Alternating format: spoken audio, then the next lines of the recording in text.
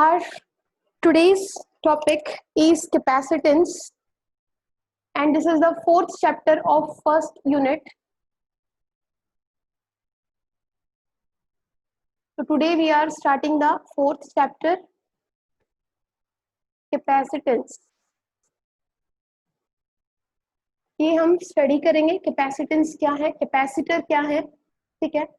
Capacitor और capacitance में क्या डिफरेंस है, कैपेसिटर का प्रिंसिपल क्या है, we will learn about the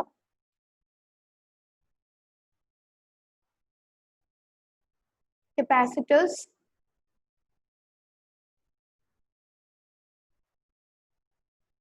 then we learn about the capacitance. आपको पता है ना, एक टर्म होती है रेजिस्टर और एक टर्म होता है resistance. In the same way we have one term is capacitor and second term is capacitance. Then we will learn about the working principal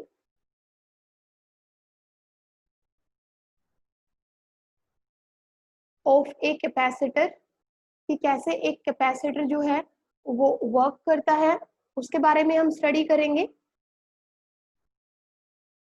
और सबसे पहले, सबको आवाज सुनाई दे रही है ना, स्क्रीन सबके लिए विजिबल है. देन फोर्थ और सबसे पहले जो हम लर्न करेंगे आज, कैपेसिटेंस से पहले हम जो स्टडी करने वाले हैं वो हम स्टडी करेंगे किसकी, electrostatics of conductors. Electrostatic of conductors.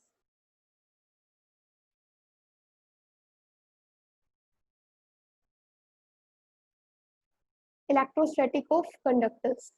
These all four things today we will study, and we will start our lecture with the electrostatics of conductors. कि electrostatic of conductors क्या होते हैं, ये सबसे पहले हम स्टडी करते हैं.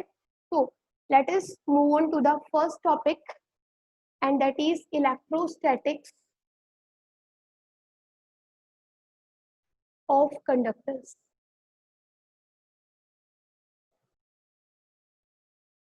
We all know that materials are classified into mainly two categories. Materials को जो हमने क्लासिफाई किया है वो टू इंपॉर्टेंट कैटेगरीज में डिफाइन किया है. First is conductors and second is insulators. ये आप सबको पता है कि जो फर्स्ट कैटेगरी के अंदर जो हम मटेरियल स्टडी करते हैं वो है हमारे पास कंडक्टर्स, और सेकंड जो कैटेगरी है that is of insulators. Conductors आप सबको पता है दैट कंटेन फ्री इलेक्ट्रॉन्स, जिनके पास क्या होते हैं, फ्री इलेक्ट्रॉन्स होते हैं. अब ये फ्री इलेक्ट्रॉन्स का मतलब क्या है बेटा, free electrons are those electrons which are bounded to the nucleus but they are free to move inside the surface of a conductor. कि वो कंडक्टर की सरफेस के अंदर मूव करने के लिए क्या है, फ्री है, ठीक है. they can freely move inside the surface of a conductor, and because of these free electrons क्या होता है, इलेक्ट्रिसिटी का कंडक्शन होता है. due to these free electrons electricity flows inside a conductor. यही हम स्टडी करते हैं कि इन्हीं फ्री इलेक्ट्रॉन्स की वजह से किसी भी मटेरियल में से इलेक्ट्रिसिटी क्या करती है, फ्लो करती है. ये हम सबको पता है, ठीक है. कुछ एग्जांपल्स अगर हम यहाँ पे ले लें तो आपको पता है silver is the best conductor of electricity. आपके पास कॉपर है, आपके पास एल्यूमिनियम है, ठीक है. इन सब के बारे में ज्यादा डिस्कस नहीं करेंगे. Let us move to the second category of materials and that is insulators. Insulators क्यों बोलते हैं, और known conductors you can also call known conductors. That means they do not conduct electricity. Why? Because these do not contain free electrons. इनके पास free electrons नहीं होते हैं, और free electrons नहीं होते हैं तो ये move नहीं करेंगे, ठीक है, freely inside the volume of the conductor, और move नहीं करेंगे तो इलेक्ट्रिसिटी का कंडक्शन भी यहाँ पे नहीं होगा, और इलेक्ट्रिसिटी का कंडक्शन नहीं होगा, that's why they are known as insulators, ठीक है. क्योंकि जब भी आप क्या करोगे, एक इंसुलेटर है, इस इंसुलेटर को आप क्या प्रोवाइड करोगे, वोल्टेज प्रोवाइड करोगे, तो जो पोटेंशियल डिफरेंस होगा वो क्रिएट ही नहीं, पोटेंशियल डिफरेंस आप यहाँ से प्रोवाइड कर रहे हो, तो वो एक पॉइंट से जब तक दूसरे पॉइंट पे क्या नहीं करेंगे, मूव करना नहीं शुरू करेंगे, तब तक यहाँ पे इलेक्ट्रिसिटी जनरेट नहीं होगी। इलेक्ट्रॉन्स का कंडक्शन जब तक नहीं होगा तब तक there would be no electricity generated, that's why these are known as insulators. और आप एग्जांपल लो तो आपके पास एग्जांपल है, पेपर है, ठीक है, रबर है, प्लास्टिक है। अब हमें यहाँ पे इस चैप्टर में क्या स्टडी करना है, हम यहाँ पे स्टडी करेंगे कि जो कंडक्टर्स हैं, ठीक है, मेनली हाउ कंडक्टर्स, अब ध्यान से देखिए कि इस चैप्टर में हम स्टडी करेंगे हाउ कंडक्टर्स विल बिहेव, ठीक है, how conductors will behave when they are placed in an electrostatic field, when they are placed in an electrostatic field,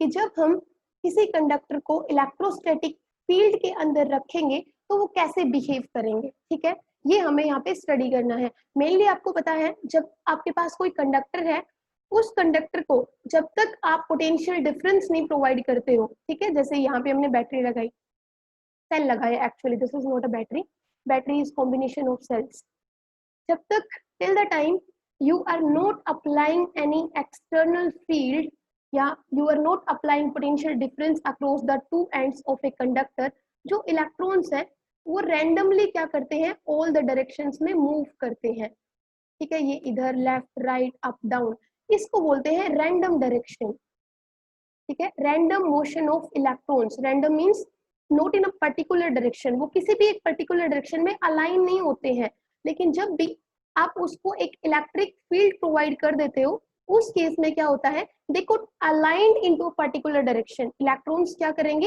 एक पर्टिकुलर डायरेक्शन में अलाइन हो जाएंगे, क्योंकि जैसे ही आप इलेक्ट्रिक फील्ड प्रोवाइड कर दोगे, एक टर्मिनल पे पोटेंशियल होगा वो हायर पोटेंशियल होगा, एक एंड पे जो टर्मिनल पोटेंशियल होगा वो लोअर पोटेंशियल होगा, और इलेक्ट्रॉन्स के पास आपको पता है चार्ज कैसा होता है, नेगेटिव, तो definitely they will move towards the higher potential, तो under the electric field they will align themselves into a particular direction, कुछ ऐसे ऐसे वो अलाइन हो जाएंगे, तब जब आप क्या दे दोगे यहाँ पे, उनको एक एक्सटर्नल फील्ड में रखोगे किसी भी कंडक्टर को, तो उस कंडक्टर के जो इलेक्ट्रॉन्स हैं वो खुद को एक पर्टिकुलर डायरेक्शन में क्या कर लेते हैं, अलाइन कर लेते हैं। और बेटा देखो, जब तक आप यहाँ पे इलेक्ट्रिक फील्ड के अंदर इनको नहीं रखते हो, तो क्योंकि they are not moving in a particular direction, तो यहाँ पे जो इलेक्ट्रिसिटी होगी वो भी कितनी होगी, इलेक्ट्रिसिटी का जनरेशन भी नहीं होगा, करंट यहाँ पे कितना होगा, जीरो, क्योंकि करंट तभी होगा जब वो एक पॉइंट से दूसरे पॉइंट पे पहुंचेंगे। अब यहाँ पे इनका जो फॉरवर्ड मूवमेंट है वो कितना है,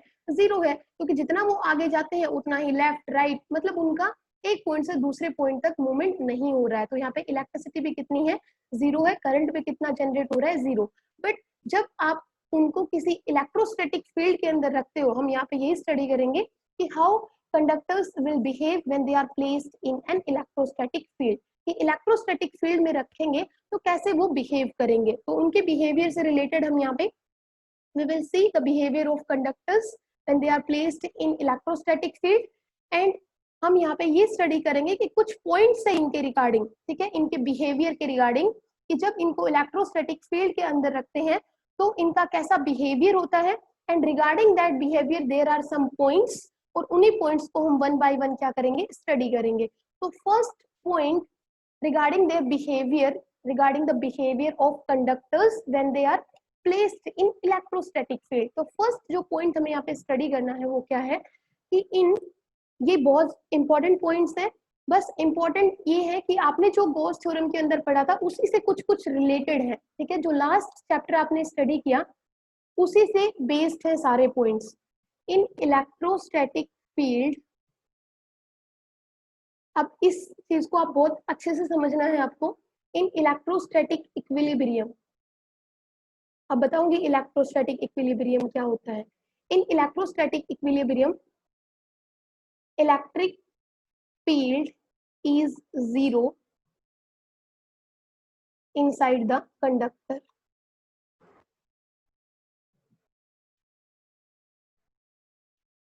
किसी भी इलेक्ट्रोस्टैटिक इक्विलिब्रियम की कंडीशन में, इलेक्ट्रोस्टैटिक इक्विलिब्रियम की कंडीशन जब अराइज होगी तो उस केस में इलेक्ट्रिक फील्ड क्या होगा, जीरो होगा इनसाइड द कंडक्टर। अब कैसे ये इक्विलिब्रियम की कंडीशन विल अराइज, ठीक है, this condition will arise when you will place a conductor in an external electric field, ठीक है।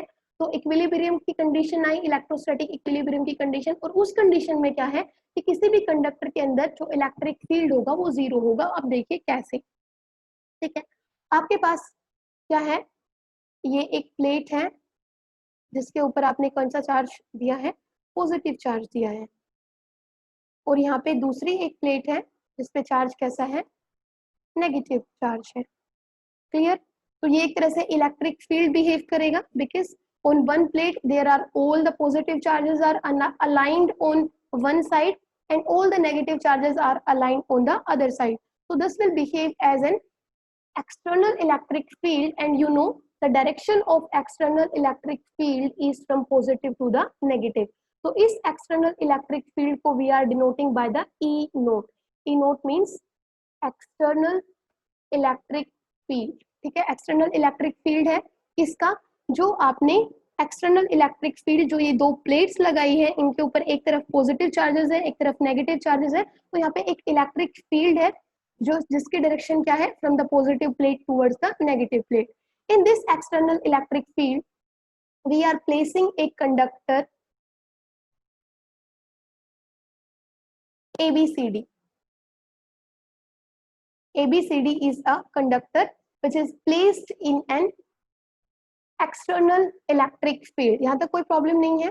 अब देखिए, by the induction property, induction property आप सबको पता है कि जब आप किसी चार्ज बॉडी के पास में किसी अनचार्ज बॉडी को लेके आते हो तो उसकी सरफेस के ऊपर, जो नियरेस्ट सरफेस है उसके ऊपर इक्वल एंड ऑपोजिट प्रॉपर्टी के चार्जेस क्या हो जाते हैं, इंड्यूस हो जाते हैं। Please remember the word induce. यहाँ पे जो ये CD वाला फेस है ABCD का, ABCD is a conductor and on the CD surface or CD face of this conductor negative charges will appear on this surface by the induction property because this surface is close to the positive plate, ठीक है। the positive जो side है उसके पास में रखी हुई है, तो बाय द इंडक्शन प्रॉपर्टी यहाँ पे नेगेटिव चार्जेस इंड्यूस हो जाएंगे, और यहाँ पे जो AB वाला सरफेस है या AB वाला फेस है इस कंडक्टर का, यहाँ पे कौन से चार्जेस इंड्यूस हो जाएंगे, पॉजिटिव चार्जेस इंड्यूस हो जाएंगे, ठीक है। क्योंकि इलेक्ट्रॉन जो है इस ABCD कंडक्टर के अंदर फ्री इलेक्ट्रॉन्स है, वो फ्री इलेक्ट्रॉन्स क्या करेंगे, CD सरफेस पे माइग्रेट कर जाएंगे because they are free to move inside the conductor surface, and when you will place the conductor inside an external field, so free electrons of this conductor will migrate on the surface CD nearest the positive charges, ठीक है। in the same way जितने positive negative charges यहाँ पे आए हैं उतने ही positive charges यहाँ पे इंड्यूस हो जाएंगे। तो देखिए बेटा, ये जो चार्जेस हैं इनको हम इंड्यूस चार्जेस बोलेंगे, ठीक है। और ये इंड्यूस चार्जेस आप यहाँ पे देखिए इस कंडक्टर के अंदर भी on the one side of the conductor negative charges are aligned and on the one side of the conductor all the positive charges are aligned। तो यहाँ पे भी एक इलेक्ट्रिक फील्ड क्रिएट हो जाएगा बिकॉज इलेक्ट्रिक फील्ड का मतलब ये होता है कि एक साइड सारे के सारे वन टाइप ऑफ चार्जेस हो, on the other side other type of charges हो, तो यहाँ पे एक इलेक्ट्रिक फील्ड क्रिएट हो जाएगा। इलेक्ट्रिक फील्ड will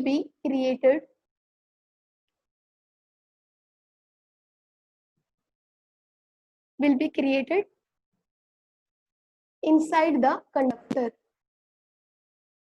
ठीक है। और ये जो इलेक्ट्रिक फील्ड है this is due to the induced charges, जो इस कंडक्टर की सरफेस के ऊपर जो इंड्यूस चार्जेस इंड्यूस हुए हैं उनकी वजह से है। तो इंड्यूस चार्जेस की वजह से है ये इलेक्ट्रिक फील्ड, ठीक है।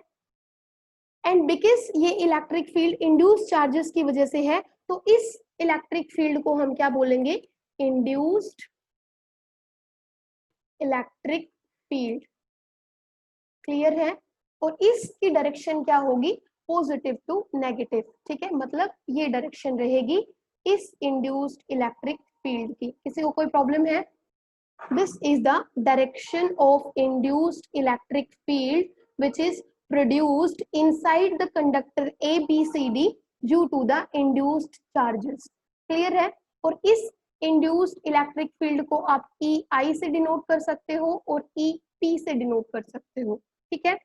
जब तक ये इलेक्ट्रॉन्स का माइग्रेशन हो रहा है, फ्लो हो रहा है फ्रॉम AB टू CD, ये धीरे धीरे ये EI और EP की स्ट्रेंथ क्या होती जाएगी, इंक्रीज होती जाएगी. और एक टाइम ऐसा आएगा when the strength of this induced electric field EP और EI is equal to the E naught. समझ रहे हो? जब ये इलेक्ट्रॉन्स का माइग्रेशन हो रहा है from one AB surface towards the CD, in that case induced electric field will be produced and its magnitude will keep on increasing and a stage comes when the magnitude of this induced electric field is equal to the external electric field. उस case में क्या होगा, ये जो EP है या EI है वो किसके इक्वल हो गया है, एक्सटर्नल इलेक्ट्रिक फील्ड के इक्वल हो गया है. एंड इन दिस केस जो इलेक्ट्रॉन्स हैं, इलेक्ट्रॉन्स का जो फ्लो है टुवर्ड्स द CD वो क्या हो जाएगा, स्टॉप हो जाएगा. ठीक है? जब ये कंडीशन आ जाएगी उस टाइम पे आपका एक भी इलेक्ट्रॉन इस कंडक्टर की सरफेस से CD फेस पे मूव नहीं करेगा. ये जो आपका फ्लो है वो क्या हो जाएगा, स्टॉप. और इसी कंडीशन को हम क्या कहते हैं, इलेक्ट्रोस्टैटिक इक्विलिब्रियम. ठीक है? Please understand it carefully. Electrostatic equilibrium वो कंडीशन है जहां पे आपके जो फ्री इलेक्ट्रॉन्स हैं inside the conductor surface will stop flowing towards the CD surface which is nearest to the positive plate. ठीक है? और उस कंडीशन में आपका जो इंड्यूस्ड इलेक्ट्रिक फील्ड है that is equal to the external electric field. अब एक चीज देखिए बेटा, ये E नोट था इनसाइड द कंडक्टर. इस एक्सटर्नल फील्ड का इफेक्ट कितना था इस कंडक्टर के ऊपर, E नोट था. ठीक है? E naught is the external electric field which is applied on the conductor. और इस कंडक्टर के अंदर अभी क्या है, EI है. ठीक है? Induced electric field. जब दोनों ही का मैग्नीट्यूड इक्वल है तो ये देखिए जो ABCD कंडक्टर है उसके अंदर जो नेट इलेक्ट्रिक फील्ड होगा वो कितना होगा, 0. ये चीज क्लियर है? In electrostatic equilibrium electric field is 0 inside the conductor. Conductor के इनसाइड 0 इलेक्ट्रिक फील्ड कैसे आया ये समझ आ गया है, क्योंकि इस कंडक्टर के अंदर एक फील्ड प्रोड्यूस हुआ है, इंड्यूस हुआ है EP और EI जिसका मैग्नीट्यूड किसके इक्वल है, एक्सटर्नल इलेक्ट्रिक फील्ड के इक्वल है. तो इस E नोट में से और EI दोनों ही इक्वल है तो इनके मैग्नीट्यूड को अगर आप माइनस करते हो तो क्या आता है, 0. That means electric field inside the conductor is 0. ठीक है? तो ये कब हुआ, जब आपके कंडक्टर के अंदर कौन सी कंडीशन आ गई है, इलेक्ट्रोस्टैटिक इक्विलिब्रियम की.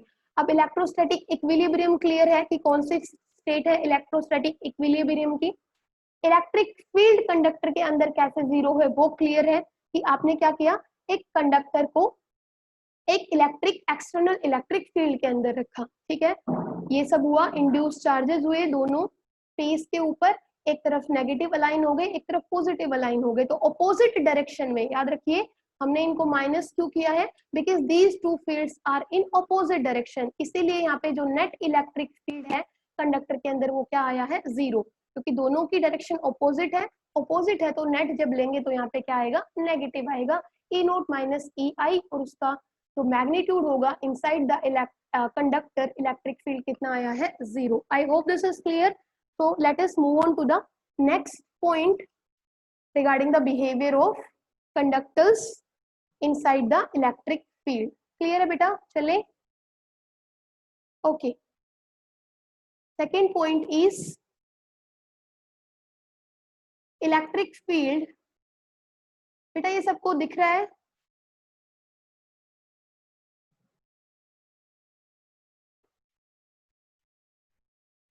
Electric field just outside a conductor, outside a charge conductor is normal मतलब perpendicular, normal to the surface of the conductor at every point।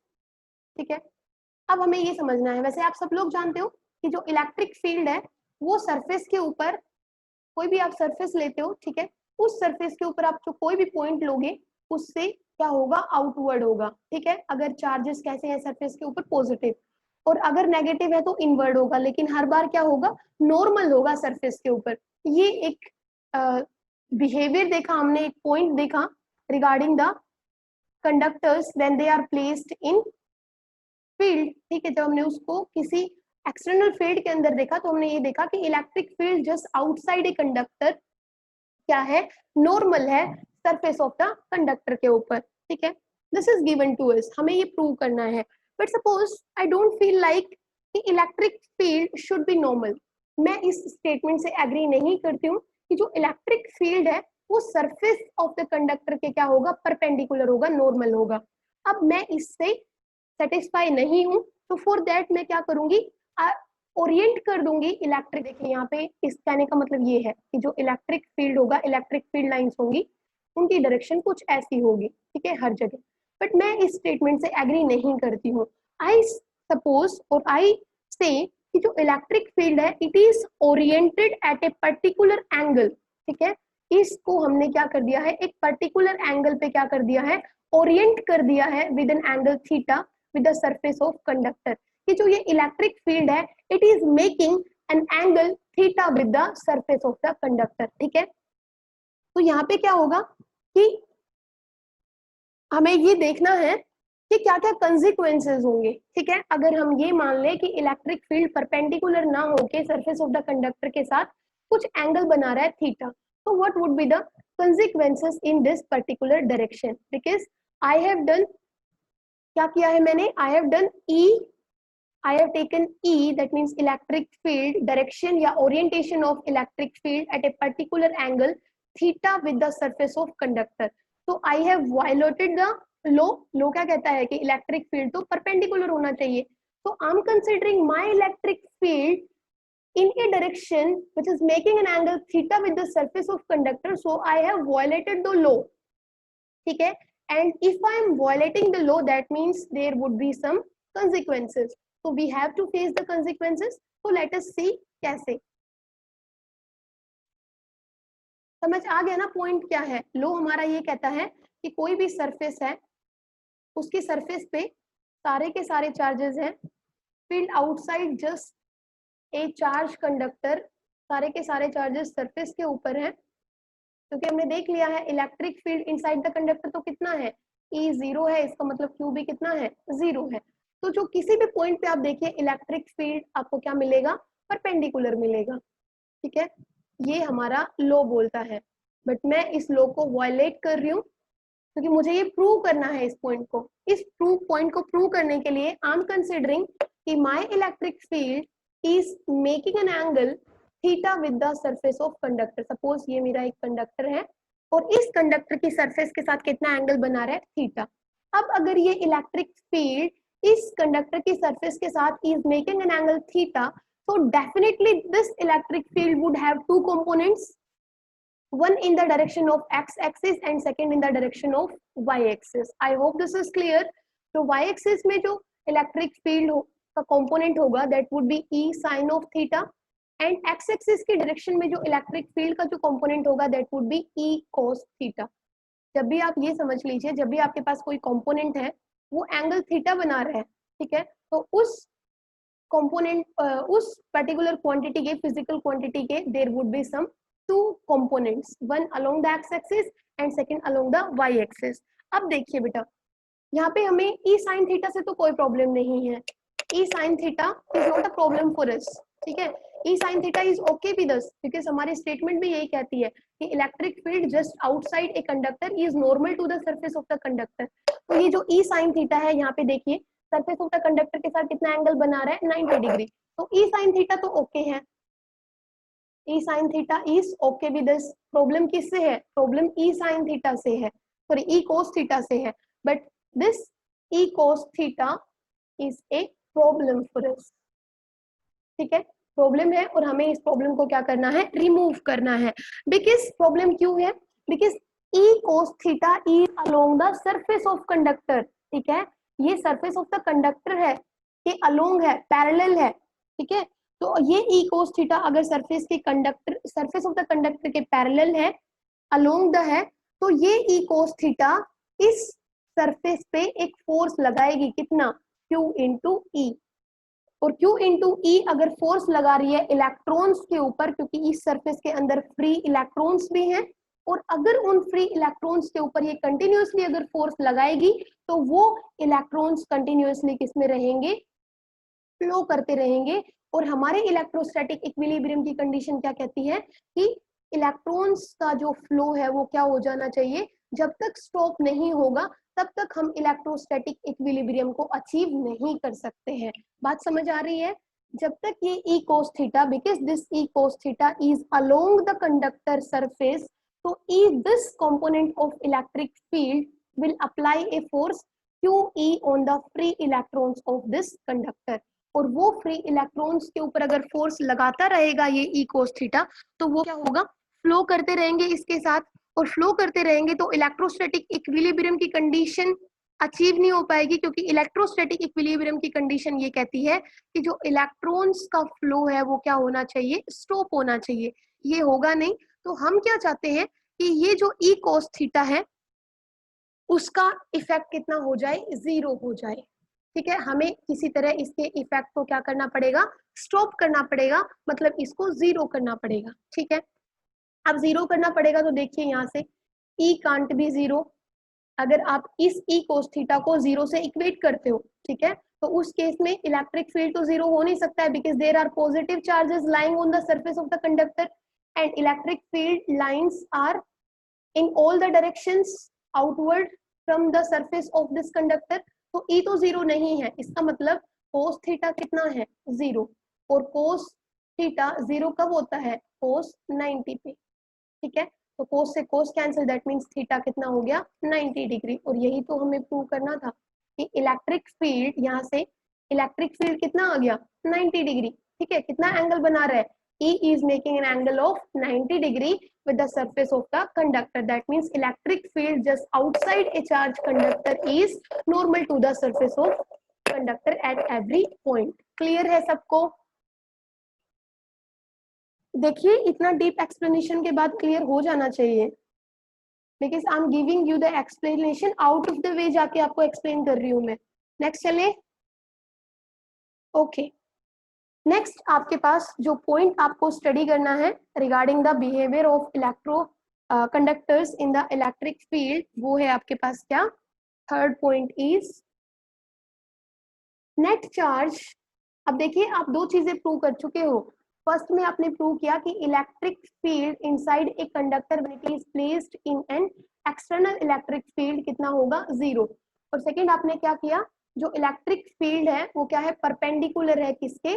Surface of the conductor के। इनको साथ साथ याद रखिए। अब इन्हीं दोनों पॉइंट्स को लर्न करते हुए और इनको, इनका जो रिजल्ट है उसी को इम्प्लीमेंट करेंगे इस थर्ड में। थर्ड क्या है? Net charge in the interior of A conductor is 0। आप समझ गए होंगे मैं क्या बोल रही हूँ, कि जो नेट चार्ज है वो किसी कंडक्टर के अंदर, interior of the conductor is 0। ये हमें प्रूव करना है। वैसे हम इजीली प्रूव कर सकते हैं by applying Gauss theorem. Gauss theorem क्या कहती है? Close integral of E dot ds is equal to Q over epsilon naught. ठीक है, अभी हमने फर्स्ट जो हमारा पॉइंट देखा उसमें वी हैव स्टडीड कि E इनसाइड द कंडक्टर कितना होता है? 0 होता है। और अगर E 0 होता है दैट मीन्स चार्ज भी कितना होगा? 0। Charge inside the conductor is also 0। और अगर आप उस कंडक्टर की सरफेस पे अगर चार्जेस क्या कर देते हो, इंजेक्ट भी कर देते हो, तो ये एक्सेस चार्ज कहाँ पे माइग्रेट कर जाएंगे, सरफेस के ऊपर। ठीक है, तो इसका मतलब इलेक्ट्रिक फील्ड अगर जीरो है इनसाइड द कंडक्टर, तो चार्ज भी कितना होगा, जीरो होगा। और अगर आप you are applying excess charges from outside inside the conductor, चाहे वो होलो हो चाहे वो सॉलिड हो, सारे के सारे चार्जेस कहाँ माइग्रेट कर जाएंगे, सरफेस के ऊपर। तो जो नेट चार्ज होगा इनसाइड द कंडक्टर वो कितना होगा, जीरो। ठीक है, ये आपको क्लियर है, ज्यादा कुछ बताने की जरूरत नहीं है इसमें। Let us move on to the fourth point, and fourth point is, थोड़ा सा इसको आपको बहुत अच्छे से समझना है। ठीक है, वो है electrostatic potential is constant. Electrostatic potential है is constant throughout the volume of the conductor and has same value of and same value as on its surface। तो इसका मतलब समझिए है क्या, electrostatic potential is constant throughout the volume of the conductor. आपने कोई conductor ले लिया, ठीक है, ये आपके पास एक कंडक्टर है, मान लेते हैं स्फीयर शेप में है। ठीक है, इस स्फीयर को आप 2D में तो ऐसे ही ड्रॉ कर सकते हो, but actually you know sphere का क्या होता है, वॉल्यूम होता है, because it has some depth also. तो इलेक्ट्रोस्टैटिक पोटेंशियल होगा throughout the volume of the conductor, कितना होगा, कांस्टेंट होगा। और जितना कांस्टेंट वॉल्यूम के अक्रॉस इलेक्ट्रोस्टैटिक पोटेंशियल है, सेम वैल्यू कहाँ पे होगी, इस सरफेस के ऊपर भी कितना होगा, सेम होगा। मतलब जितना वॉल्यूम, जितना electrostatic potential inside the conductor है, मैं ये बोल सकती हूँ, उतना ही आउटसाइड द कंडक्टर होगा। मतलब इलेक्ट्रोस्टैटिक पोटेंशियल V की वैल्यू क्या होती है, Q/4πε0r। तो सब जगह आपको इतनी ही वैल्यू मिलेगी, इसका कुछ मैग्नीट्यूड हो सकता है, तो सेम मैग्नीट्यूड आपको हर जगह मिलेगा through out the volume of the conductor. ये आपको शो करना है। तो हम इसको कैसे शो कर सकते हैं, we are going to get the same value of V inside और आउटसाइड द कंडक्टर, ये आपको दिखाना है। तो इसके लिए आप क्या कर सकते हो, हमें पता है कि इनसाइड द कंडक्टर E कितना है, जीरो। ठीक है, तो आपके पास V इज इक्वल टू कितना आ जाएगा, -EdS आ जाएगा। तो इसका मतलब अगर E जीरो है, तो यहाँ से V की वैल्यू क्या आएगी, कांस्टेंट आएगी या फिर जीरो आएगी। ठीक है, तो हम बोल सकते हैं कि V इनसाइड द कंडक्टर, क्योंकि E जीरो है, ठीक है, तो V की वैल्यू क्या होगी इनसाइड द कंडक्टर, क्या है, पोटेंशियल ज्यादा होनी चाहिए आउटसाइड। वही तो देख रहे हैं बेटा, वही देख रहे हैं, पोटेंशियल ज्यादा नहीं होगी। तो मान लेते हैं कि इनसाइड द कंडक्टर V या तो जीरो है या फिर कोई कांस्टेंट वैल्यू है। ठीक है, अब इसकी सरफेस पे मान लेते हैं आप ऐसे सोच सकते हो कि आपको पता है इलेक्ट्रिक फील्ड जो है वो सरफेस के ऊपर कितना है। बेटा इसको मैथ्स के हिसाब से मत सोचिए, don't compare the concept of physics with the maths, कि यहाँ पे अगर जीरो है तो बाहर ज्यादा होनी चाहिए और बाहर अगर ज्यादा है तो यहाँ पे कम होनी चाहिए। यहाँ पे मैथ्स के हिसाब से मत सोचिए, फिजिक्स के कंसेप्ट के हिसाब से सोचिए कि इलेक्ट्रिक फील्ड अभी हमने प्रूव किया था कि परपेंडिकुलर था, ठीक है, किसके, सरफेस के। तो इसका मतलब इलेक्ट्रिक फील्ड का कोई भी कंपोनेंट अलोंग द सरफेस नहीं है। मतलब अगर आप टेंजेंट ड्रॉ कर देते हो इस सरफेस के ऊपर, कंडक्टर की सरफेस के ऊपर, तो no component of E is along the surface of the conductor. और ये समझिए अगर E inside the conductor zero है, इलेक्ट्रिक फील्ड अगर जीरो है, तो अगर आप इस कंडक्टर की सरफेस के अंदर एक चार्ज को, यूनिट चार्ज को एक पॉइंट से दूसरे पॉइंट पे अगर लेके जाते हो, तो यहाँ पे इलेक्ट्रिक फील्ड के अगेंस्ट आपको वहां पे वर्क करना पड़ता था। ठीक है, ये समझिए कि इलेक्ट्रिक फील्ड अगर इनसाइड द कंडक्टर जीरो है, तो हमने क्या प्रॉपर्टी स्टडी की थी कि इलेक्ट्रोस्टैटिक पोटेंशियल क्या होता था, जो V की बात करते थे, वो ये होता था कि सपोज आपके पास दो पॉइंट्स है, ठीक है, अभी इनसाइड द कंडक्टर की बात करते हैं, these are the two points A and B inside the conductor. अगर आप एक यूनिट पॉजिटिव चार्ज को एक पॉइंट से दूसरे पॉइंट पे लेके जा रहे हो, that means you have to do some work against the electric field and that amount of work done is known as electrostatic potential. ठीक है, वही बोलेंगे कि जितना अमाउंट ऑफ वर्क डन आप करते जाओगे वही इक्वल होगा किसके, इलेक्ट्रोस्टैटिक पोटेंशियल डिफरेंस के। ठीक है, अब बेटा देखिए, जब इलेक्ट्रिक फील्ड ही जीरो है तो इसका मतलब जब आप एक यूनिट पॉजिटिव चार्ज को एक पॉइंट से दूसरे पॉइंट पे ट्रांसफर करोगे तो आपको अगेंस्ट द इलेक्ट्रोस्टैटिक फील्ड या against the electric field work ही नहीं करना पड़ेगा। और अगर वर्क नहीं करना पड़ेगा तो जितना पोटेंशियल यहाँ पे है उतना ही पोटेंशियल यहाँ पे होगा। तो पोटेंशियल डिफरेंस कितना है दोनों पॉइंट्स के बीच में, जीरो। तो इसका मतलब हर जगह पोटेंशियल क्या है, कांस्टेंट है। ये चीज समझ आई श्रुति?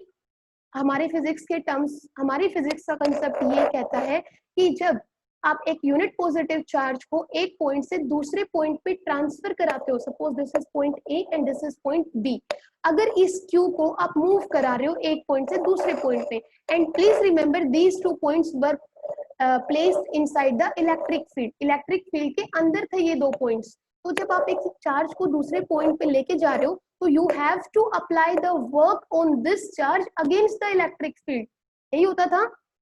और ये चार्ज कंटिन्यूअसली उस वर्क को अपने अंदर स्टोर करता रहता था, इसलिए जब आप VA से B की तरफ जाओगे तो पोटेंशियल क्या करता जाता था, इंक्रीज करता जाता था। व्हाई? बिकॉज हर बार वो अमाउंट ऑफ वर्क डन कर रहे हो वही इक्वल है किसके, पोटेंशियल डिफरेंस के। तो जैसे आप A से B की तरफ जाओगे तो पोटेंशियल क्या करता जाएगा, इंक्रीज करता जाएगा, because at every time at every point you are doing work on the charge against the electric field.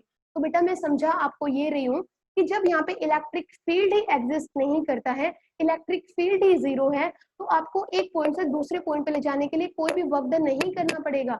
और कोई भी वर्क डन नहीं करना पड़ेगा तो जितना पोटेंशियल इसका मतलब ए पे है उतना ही पोटेंशियल कितना होगा, बी पे होगा।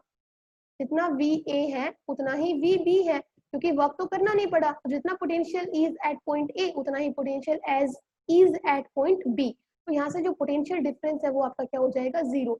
और पोटेंशियल डिफरेंस तभी जीरो हो सकता है जब आपके पास दोनों पॉइंट्स पे पोटेंशियल क्या हो, सेम हो। तो ये दोनों पॉइंट्स आप इनसाइड द वॉल्यूम कहीं पे भी ले सकते हो, सब जगह अगर आपको पोटेंशियल सेम मिल रहा है that means inside the conductor surface जो V है वो कैसा है, कांस्टेंट है। इतनी चीज सबको समझ आई? मैंने आपको पहले ही बोला था ये पॉइंट थोड़ा सा प्रॉब्लमेटिक है, आपको कंसेप्ट को बहुत अच्छे से समझना होगा कि क्यों V inside the conductor zero आया। Because electric field inside the conductor zero है, that means whenever you are taking a charge, moving a charge from one point to another, no work is done on the charge. No work is done on the charge, that means potential difference दो points के बीच में कितना मिलेगा, zero. और वो आपको तभी zero मिल सकता है, डेल्टा V आपको तभी जीरो मिलेगा when VA is equal to VB, VA is equal to VC, VA equal to VD। that means her point पे पोटेंशियल है वो क्या है, सेम है। that means inside the conductor potential आपका क्या है, कांस्टेंट। तो ये तो हो गई अंदर वाली बात कि इनसाइड द कंडक्टर कितना है, पोटेंशियल कांस्टेंट है। अब चलते हैं इसकी सरफेस के ऊपर। अब देखिए सरफेस पे जो इलेक्ट्रिक फील्ड है आपको पता है how much angle it is making, because this electric field is normal to the surface, that means it is making an angle 90 degree with the surface।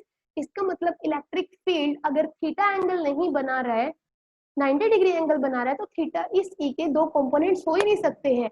इस E का कोई भी component is not along the surface of the conductor. और कोई भी component अगर इसका surface के अलोंग नहीं है तो इसका मतलब सरफेस के ऊपर भी आपको एक पॉइंट से अगर दूसरे पॉइंट पे अगर आप लेके जा रहे हो किसी चार्ज को तो भी आपको कोई अमाउंट ऑफ वर्क डन यहाँ पे नहीं करना पड़ेगा। ठीक है, तो इसका मतलब सरफेस के ऊपर भी आपका जो इलेक्ट्रोस्टैटिक पोटेंशियल है वो क्या है, कांस्टेंट है। ठीक है, तो हमने देखा कि सरफेस के ऊपर भी कांस्टेंट है और इनसाइड द सरफेस भी क्या है, कांस्टेंट है।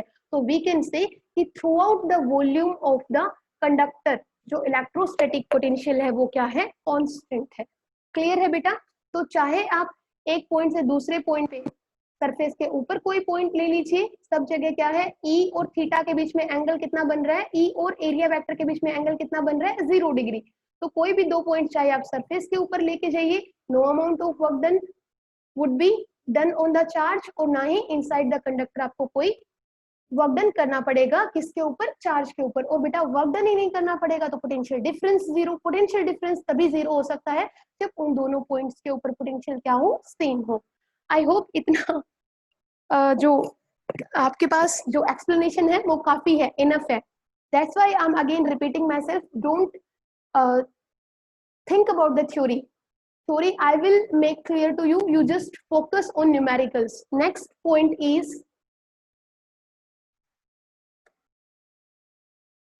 नेक्स्ट पॉइंट है वो थोड़ा सा ट्रिकी नहीं कह सकते, इजीली समझ आ जाएगा, but please pay attention. Electric field at the surface, electric field at the surface of a electric field at the surface of a charge conductor,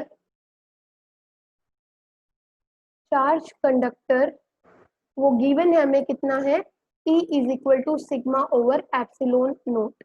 ठीक है, ये होना चाहिए। ऐसे ये हम प्रूव कर चुके हैं जो हमने गोस थ्योरम की जो एप्लीकेशंस की थी कल। ठीक है, याद है वो चार्ज शीट वाला, और जो हमने एप्लीकेशंस की थी उसमें हम ये रिजल्ट प्रूव कर चुके हैं। लेकिन अब हमें ये पॉइंट हमने देखा कब, जब हमने कंडक्टर्स को किसमें रखा, एक्सटर्नल इलेक्ट्रिक फील्ड के अंदर। कि जो इलेक्ट्रिक फील्ड है वो सरफेस के ऊपर, कोई भी चार्ज कंडक्टर है, सपोज ये आपके पास एक चार्ज कंडक्टर है और इसकी सरफेस के ऊपर, क्योंकि ई इनसाइड द चार्ज कंडक्टर कितना है, जीरो है, तो सारे के सारे चार्जेस कहाँ लाई कर रहे हैं, all the charges are lying at the surface of the conductor। ठीक है, तो इलेक्ट्रिक फील्ड जो सरफेस ऑफ द कंडक्टर, वो तो हमें पता है क्या होता है, नॉर्मल टू द सरफेस होता है, बट इसका मैग्नीट्यूड हमें क्या शो करना है, सिग्मा ओवर एप्सिलॉन नोट, ये हमें शो करना है। ठीक है, अब हम यहाँ पे अपने सारे जो अभी तक सारे पॉइंट्स पढ़े हैं उन सबका रिजल्ट यहाँ पे उठा के लगा देंगे। क्या क्या रिजल्ट हमने स्टडी किया है, inside the conductor is zero, that means charge inside the conductor is also zero। ठीक है, हमने ये भी पढ़ा कि E is perpendicular to the surface, वो मैंने यहाँ पे आपको शो किया है कि इलेक्ट्रिक फील्ड है। एक मिनट बेटा,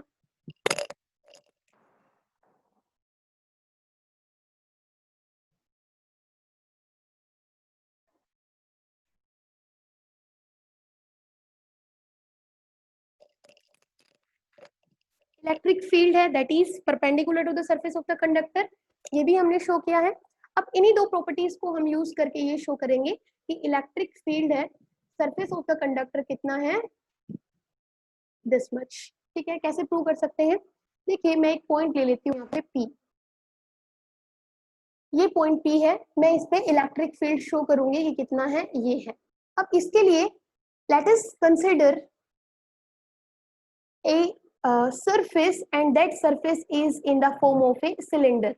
हमने इस पॉइंट P के अराउंड एक सरफेस कंसिडर की, और वो सरफेस क्या कंसिडर की, एक सिलेंडर, एक स्मॉल सिलेंडर हमने कंसिडर किया। और ये स्मॉल सिलेंडर इस तरीके से कंसिडर किया है कि this small cylinder is enclosing, अपने अंदर क्या कर रहा है, इस पॉइंट P को अपने अंदर एनक्लोज कर रहा है, इस पॉइंट P को। ठीक है, तो ये पॉइंट P पहली बात तो कहाँ पे लाई कर रहा है, इस कंडक्टर की सरफेस के ऊपर लाई कर रहा है।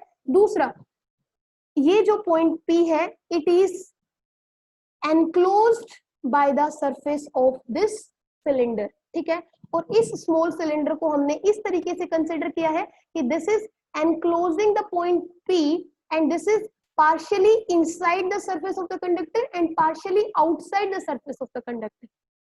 क्लियर है, तो इस पॉइंट P पे अगर हम इलेक्ट्रिक फील्ड इंटेंसिटी अगर फाइंड आउट करना चाहते हैं तो हमें क्या कंसिडर किया, एक स्मॉल सिलेंडर कंसिडर किया in such a way that it is partially inside and partially outside the conductor। ये जो पॉइंट P है this is enclosed by this small cylinder। अब जो E है आपको पता है वो हर जगह क्या होती है, परपेंडिकुलर होती है, नॉर्मल होती है किसके, सरफेस के। तो क्योंकि हमने we have considered this small cylinder, तो इसकी सरफेस के ऊपर भी जो E होगी वो क्या होगी, परपेंडिकुलर होगी किसके, ds के। ठीक है, दैट मीन्स दोनों के बीच में जो एंगल होगा वो कितना है, थीटा 0 डिग्री होगा। ठीक है, तो देखिए बेटा इस कंप्लीट सरफेस से जो फ्लक्स होगा वो कितना होगा, फाई। लेकिन प्लीज रिमेंबर हमने एक स्मॉल सिलेंडर कंसिडर किया है which is enclosing the small area of this complete conductor, तो इससे जो फ्लक्स आउट होगा, फ्लक्स क्या है, flux is a measure of how many number of lines are coming out of the surface of this cylinder, तो वो small number of lines होंगी, ठीक है। तो फ्लक्स होगा वो भी क्या होगा, डी फाई होगा। तो जो डी फाई फ्लक्स है that is coming out the surface of this cylinder, वो ये होगा, और ये जो आपका फ्लक्स है वो क्या होगा, ई डॉट डी एस होगा, ठीक है। और ये हमें पता है, इसको सोल्व करके हम कैसे लिख सकते हैं, ई डी एस कोस, और कोस कितना है, ई और डी एस के बीच में, मतलब डी एस का जो एरिया वेक्टर है एन, उसके बीच में कितना है, 0 डिग्री है, तो ये आपके पास आ जाएगा ई डी एस, मतलब डी फाई की वैल्यू आ गई ये, ठीक है। मैंने यहाँ पे इंटीग्रेट क्यों नहीं किया, इंटीग्रेशन क्यों नहीं लगाया, इंटीग्रेशन करते तो ये फाई बन जाता, और ये ई और ये डी एस, हमें यहाँ पे इंटीग्रेशन नहीं करना है, हमें ये देखना है कि इस पॉइंट पी पे कितना इलेक्ट्रिक फील्ड है जो कि इसकी इस सिलेंडर के अंदर क्या है, एनक्लोज्ड है। तो हमें सिर्फ सिलेंडर की बात करनी है, क्योंकि point is enclosed in the surface of the cylinder, ठीक है। अब हमें ये देखना है कि अगर पूरी सरफेस के ऊपर चार्ज अगर डिस्ट्रीब्यूटेड है, तो कुछ चार्जेस इस सिलेंडर के अंदर भी एनक्लोज हो गए होंगे, तो हमें वही निकालना है कि जो चार्ज है, चार्ज डेंसिटी हम यहाँ से निकालेंगे, वो कितनी होगी हमारे पास, that is given by sigma, ठीक है। सिग्मा को कैसे लिख सकते हो, क्यू बाई डी एस, यही लिखोगे बेटा। तो यहाँ से जो क्यू होगा वो कितना हो जाएगा, सिग्मा डी एस। तो अब हम यहाँ से क्या अप्लाई करेंगे, गोस थ्योरम अप्लाई करेंगे। गोस थ्योरम क्या कहेगी आपको, क्लोज इंटीग्रल ऑफ या E dot D S is equal to the Q over epsilon not.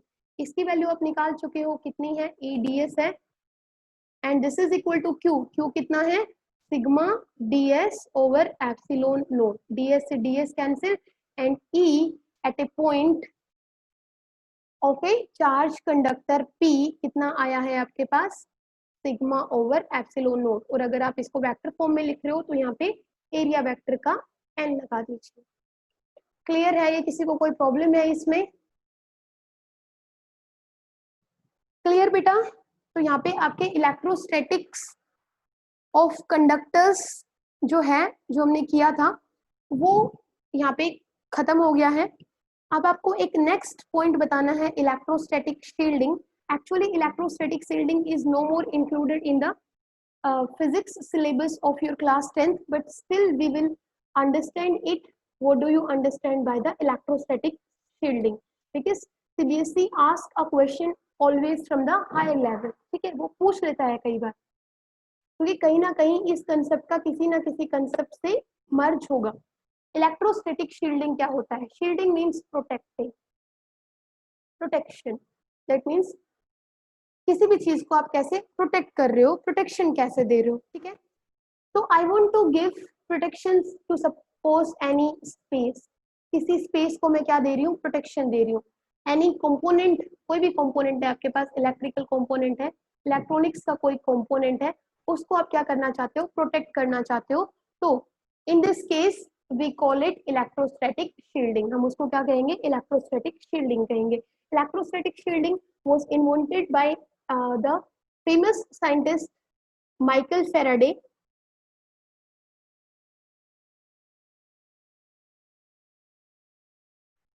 in 19th century. Sorry, this concept of electrostatic shielding was invented by the famous scientist Michael Faraday in 19th century.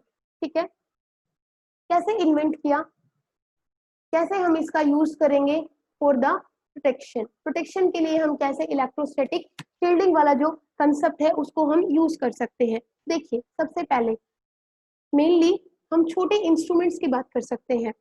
There are very sensitive devices in nature, nature के अंदर हमारे पास बहुत सारे ऐसे sensitive devices हैं, जैसे आपके पास capacitance है, ठीक है, रजिस्टर है, ये बहुत सेंसिटिव है, ठीक है। जैसे आपके पास अगर हम एग्जांपल ले ले किसी इलेक्ट्रॉनिक डिवाइस का, जैसे मदरबोर्ड है, ठीक है, जैसे ये जो आपके पास जो भी लैपटॉप यूज करते हो, मैं लैपटॉप यूज करती हूँ, इनका एक मदरबोर्ड है, ठीक है। वो मदरबोर्ड क्या है, बहुत सेंसिटिव ये इक्विपमेंट्स हैं, और ये इलेक्ट्रिकल डिवाइस भी क्या है, बहुत सेंसिटिव है।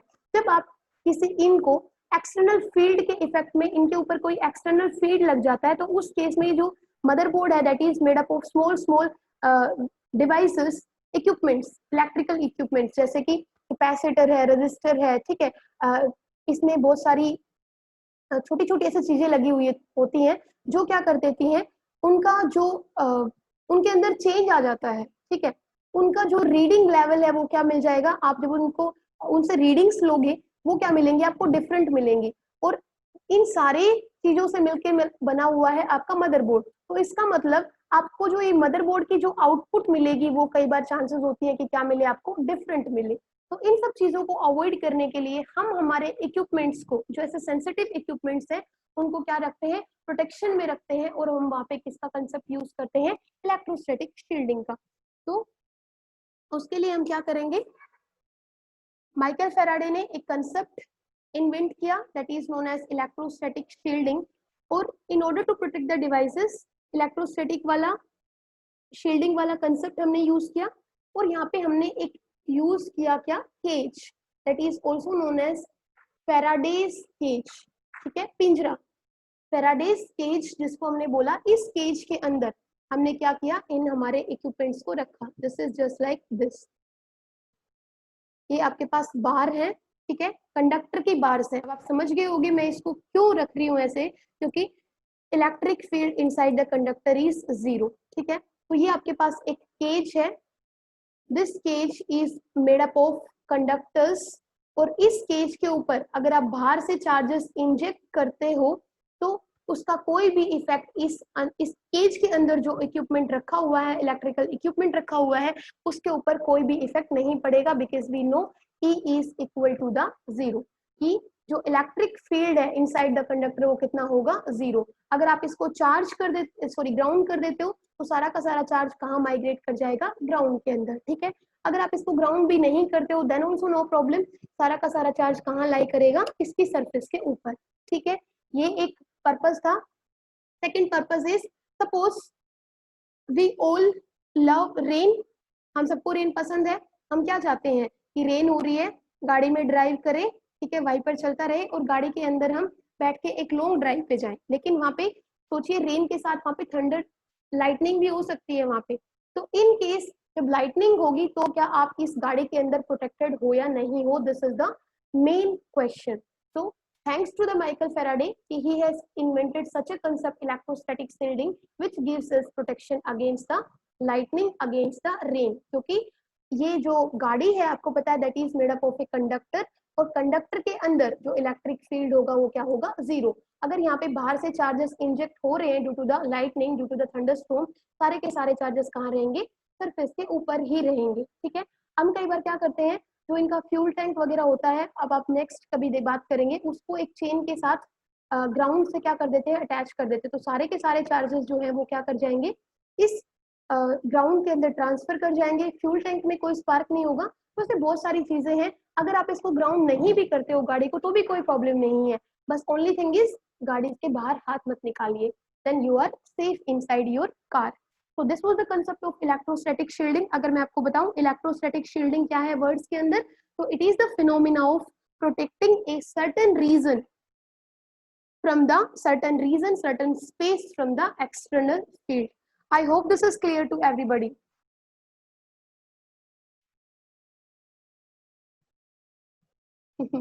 हाँ कोई प्रॉब्लम नहीं है श्रुति, बैठ जाइए।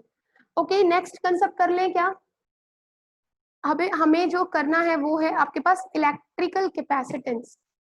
इलेक्ट्रिकल कैपेसिटेंस कर लेते हैं बिकॉज 1 आवर ही हुआ है अभी एंड संडे भी है, देखिए मेरे पास भी काम है। Okay next concept is electrical capacitance. Now we will move on to our topic that is capacitance. और सबसे पहले इलेक्ट्रिकल कैपेसिटेंस हम पढ़ेंगे। अब बेटा इलेक्ट्रिकल कैपेसिटेंस क्या है, इलेक्ट्रिकल कैपेसिटेंस कैपेसिटर की वो प्रॉपर्टी है, ठीक है। Electrical capacitance is the ability of a capacitor to store electric charges और electrical energy। देखिए रेजिस्टर आपके पास एक इलेक्ट्रिकल इक्विपमेंट होता है और रेजिस्टेंस उसकी प्रॉपर्टी होती है, जिसकी वजह से हम क्या पढ़ते हैं, resistance is the property of the resistor due to which it resist the flow of charges. ठीक है, यही करते हैं। तो देखिए यहाँ पे भी जो इलेक्ट्रिकल कैपेसिटेंस है that is the property of the capacitor, property of the capacitor due to which it क्या करता है, it is the property of the capacitor, ability of the capacitor to store the charges, electrical charges, electrical charges or electrical energy inside it। Capacitor को mainly हम ऐसे दिखाते हैं दो parallel plate से, जो आपको याद है ना, हमने लास्ट में प्रॉपर्टी की थी, दो पैरेलल प्लेट्स ली थी। तो इन दो पैरेलल प्लेट्स के बीच में वो क्या करेगा, अब सॉरी इन ये जो कैपेसिटर है वो क्या करेगा, इलेक्ट्रिकल चार्जेस को स्टोर करेगा और इलेक्ट्रिकल एनर्जी को स्टोर करेगा inside it, and this property of the capacitor is known as electrical capacitance. तो इलेक्ट्रिकल कैपेसिटेंस वो प्रॉपर्टी है किसी भी कैपेसिटर की जिसकी वजह से ये अपने अंदर क्या करता जाएगा, चार्जेस को स्टोर करता जाएगा, और चार्जेस के स्टोरेज से जो एनर्जी स्टोर होती है उसको हम क्या कहेंगे, इलेक्ट्रिकल एनर्जी को ये अपने अंदर क्या करेगा, स्टोर करेगा। तो देखिए बेटा, सपोज ये एक कंडक्टर सॉरी कैपेसिटर है, इसको आप क्या कर रहे हो, इसकी सरफेस पे आप चार्जेस इसको चार्जेस प्रोवाइड करते जा रहे हो। सपोज आपने क्यू चार्ज इसको क्या दे दिया है, इसकी सरफेस पे क्यू चार्ज आपने प्रोवाइड करा दिया है। By the providing plus Q charge to this capacitor, आपने इसको ये चार्जेस देखिए धीरे धीरे धीरे धीरे आपने इसकी सरफेस पे चार्जेस इंजेक्ट करते गए और आपने टोटल क्यू चार्ज इसकी सरफेस पे क्या कर दिया है, इंजेक्ट कर दिया है। तो जैसे जैसे आप क्यू इसकी सरफेस पे इंक्रीज करते जाएंगे on the surface of this electrical sorry this capacitor, उससे क्या होगा कि इसका पोटेंशियल क्या करता जाएगा, इंक्रीज करता जाएगा। ठीक है, ये जो दो पैरेलल प्लेट्स है इन इसके बीच में अगर आप यहाँ पे एक बैटरी लगाते हो और चार्जेस अगर यहाँ पे आप बढ़ाते जाते हो, तो अगर यहाँ पे एक वोल्ट मीटर लगा के आप चेक कर सकते हो, पोटेंशियोमीटर लगा के चेक कर सकते हो कि यहाँ पे जो वोल्टेज है उसका मैग्नीट्यूड क्या होता जाएगा, इंक्रीज होता जाएगा by the injecting, because you are applying charges on the capacitor. तो कैपेसिटर के ऊपर आप जैसे जैसे चार्ज बढ़ाते जाओगे उसी रेशो में भी क्या करता जाएगा, इंक्रीज करता जाएगा। तो हम यहाँ से बोल सकते हैं कि अगर आप किसी कैपेसिटर की सरफेस पे चार्जेस अप्लाई कर रहे हो, चार्जेस देते जा रहे हो इन द सेम रेशो, जो पोटेंशियल होगा, ठीक है, वो भी क्या करता जाएगा, इलेक्ट्रिक पोटेंशियल आपका कैपेसिटर का वो भी क्या करता जाएगा, इंक्रीज करता जाएगा। एंड आप इसको देख तो सकते नहीं हो, but you can check it out with the help of a potentiometer और वोल्ट मीटर। तो हम यहाँ से लिख सकते हैं कि जो Q है that means charge that you are applying on the capacitor, वो डायरेक्टली प्रोपोर्शनल होगा V के। चार्ज को इंक्रीज कर रहे हो, V भी क्या होगा, इंक्रीज करेगा। तो आपको पता है in order to remove this proportionality you have to give constant to satisfy the equation and constant is C into V। अब ये C यहाँ पे क्या है, एक कांस्टेंट है प्रोपोर्शनलिटी का, और इसी कांस्टेंट को आप क्या कहते हो, इसको बोलते हो इलेक्ट्रिकल कैपेसिटेंस। समझ आ गया इलेक्ट्रिकल कैपेसिटेंस क्या है। देखिए रेजिस्टेंस को भी R से ही डिनोट करते हो, रेजिस्टर को भी R से डिनोट करते हो, लेकिन again I am repeating myself, resistance जो है that is property of the resistor. इसी तरीके से इलेक्ट्रिकल कैपेसिटेंस को भी आप C से ही डिनोट करोगे, कैपेसिटर को भी C से ही डिनोट करोगे, लेकिन इलेक्ट्रिकल कैपेसिटेंस प्रॉपर्टी है किसकी, कंडक्टर की, जिसकी वजह से वो इन चार्जेस को अपने अंदर स्टोर करता है in the form of electrical energy. तो यहाँ से Q आपके पास क्या है, एक कांस्टेंट है, कांस्टेंट ऑफ प्रोपोर्शनलिटी है, that is known as electrical capacitance. और this electrical capacitance in the numerical form is given as Q by V। देखिए इलेक्ट्रिकल कैपेसिटेंस अगर आपको बढ़ाना है, क्योंकि हम क्या चाहते हैं, हमारे पास जो कैपेसिटर है उसकी स्टोर करने की प्रॉपर्टी क्या हो, बहुत ज्यादा हो। तो अगर स्टोर करने की प्रॉपर्टी आपको अगर बढ़ानी है तो क्या करना पड़ेगा, पोटेंशियल को कम करते जाना पड़ेगा। ये आगे हम डिस्कस करेंगे in the principle of capacitor, जो वर्किंग प्रिंसिपल होगा कैपेसिटर का, उसमें हम ये स्टडी करेंगे कि कैसे हम पोटेंशियल को डिक्रीज करके उसकी कैपेसिटी को क्या कर सकते हैं, इंक्रीज कर सकते हैं। तो जैसे हमने ओम्स लॉ प्लॉट किया था, और ओम्स लॉ आपके पास जो स्लोप ऑफ वी ग्राफ था वो एक स्ट्रेट लाइन आया था, ऐसे ही आपके पास जो वी क्यू ग्राफ आएगा, ठीक है, वी और क्यू के बीच में ग्राफ आएगा, मतलब अगर आप चार्जेस बढ़ाते जा रहे हो कैपेसिटर की सरफेस के ऊपर, तो उसी रेशो में वी भी क्या करेगा, इंक्रीज करेगा। as you are increasing the charges on the surface of a capacitor, we will also increase in the same ratio, and जो आपके पास स्लोप होगा किसका, VQ ग्राफ का, that would be a straight line। अगर आप इन सबको join कर देते हो तो ये आपके पास क्या है, because V is directly proportional to Q, तो ये V यहाँ से क्या है, Q के डायरेक्टली प्रोपोर्शनल है, ये आपने देख लिया। अब यहाँ से हमने ये देखा कि जो Q है that is equal to C into V, ठीक है, और यहाँ से जो कैपेसिटेंस है that is equal to Q by V। इस कैपेसिटेंस को, इलेक्ट्रिकल कैपेसिटेंस को न्यूमेरिकली आप 1 कब बोल सकते हो, when 1 coulomb of charge is applied on the surface of a capacitor to in order to increase the potential of the capacitor by 1 volt। ये आप सबको पता है, अब ज्यादा इसमें जाने की जरूरत नहीं है। अब एसआई यूनिट क्या होगी इस कैपेसिटर की, तो एसआई यूनिट होती है कैपेसिटर की क्या, फेराड, ठीक है, फेराड होती है, माइक्रो फेराड होती है, नैनो फेराड, वो आपको पता है, आपको चेंज करना आता है। तो जो एसआई यूनिट है उसको हम किससे डिनोट करते हैं, फेराड से, ठीक है। तो एसआई यूनिट ऑफ कैपेसिटर या SI unit of capacitance is farad, ठीक है, फेराड, और मेनली हम F से दिखाते हैं इसको। तो आपके पास 1 फेराड कैपेसिटेंस को आप 1 फेराड कब बोल सकते हो, when 1 coulomb of charge is applied on the surface of the capacitor in order to increase the voltage of the capacitor by 1 volt, ठीक है, ये आप सबको पता है। अगर हम लिखेंगे 1 माइक्रो फेराड तो वो किसके इक्वल होगा, 10 टू द पावर -6 फेराड के, ठीक है। अगर मैं लिख दूं 1 नैनो फेराड, तो 1 nano farad is 10 to the power -9 farad, sorry 19 नहीं, इट्स 9 फेराड। तो ये सारी चीजें हैं जो आपको व्हाइल डूइंग द न्यूमेरिकल्स आपको क्या करनी है, याद रहनी चाहिए। इसके ऊपर एक छोटा सा न्यूमेरिकल स्टडी करते हैं in order to understand the concept, and numerical is, please write down.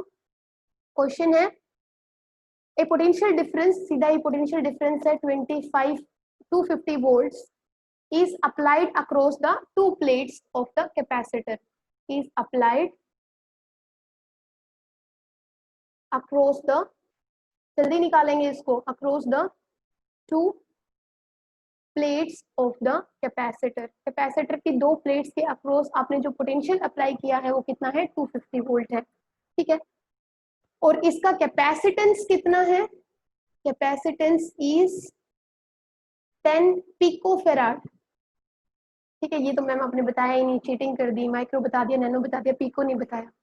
Okay, you have to calculate the charge on the plates of capacitor.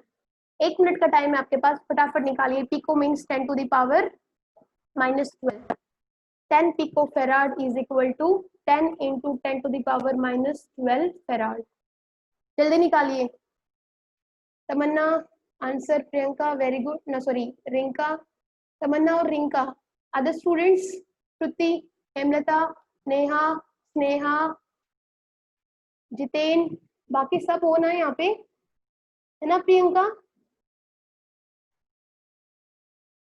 सपना 2.5, okay, Jiten yes ma'am, yes ma'am से काम नहीं चलेगा, answer, प्रीति answer, श्रुति, श्रुति, अच्छा ठीक है, I hope सबको समझ आ गया होगा। आपके पास फॉर्मूला है, Q is directly proportional to V, Q is equal to CV, आपको Q फाइंड आउट करना है, उस C की वैल्यू आपको गिवन है 10 इंटू 10 टू द पावर -12 को मैं लिख सकती हूँ 10 इंटू 10 की पावर -11 इंटू V, वोल्टेज कितना है 250, तो दिस इज कितना आएगा 2.5 into 10 to the power -9 coulomb, इसको आप लिख सकते हो 2.5 नैनो कूलम। ठीक है, ओके बेटा, this is all for today. आज के लिए इतना ही काफी है, और करना है तो बताइए।